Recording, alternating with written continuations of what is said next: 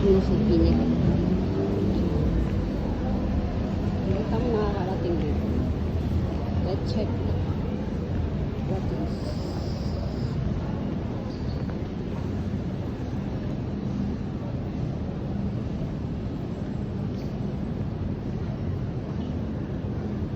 Parang old building siya, guys.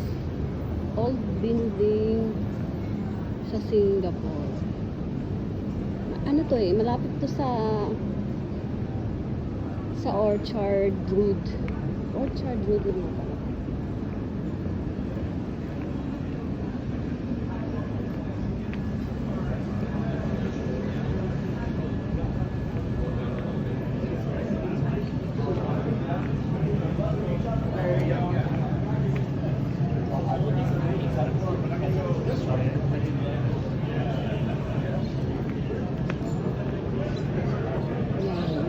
Guys.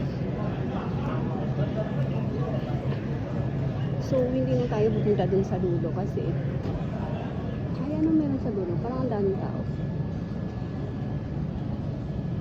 Kasi balik na tayo. Ayan o, sa tapat lang siya nito ng Orchard Central.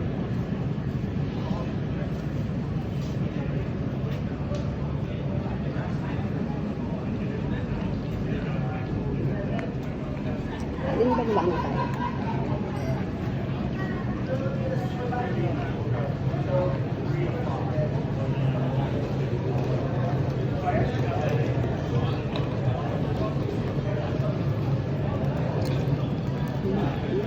Ano daw ito yung mga mahal na restaurant? Expensive restaurant. So, ayan siya.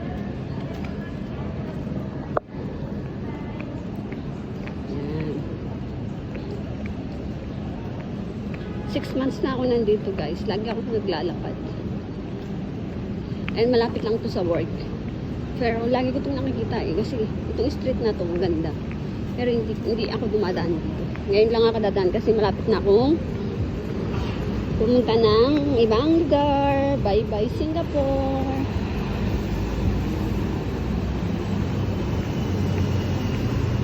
Bye-bye na tayo sa Singapore. So dati, guys, yung first time ako sa Singapore, pagpasok ako ng work, hindi ko alam, naligaw ako dito. Yan, tandaan ko yan, naligaw ako dyan.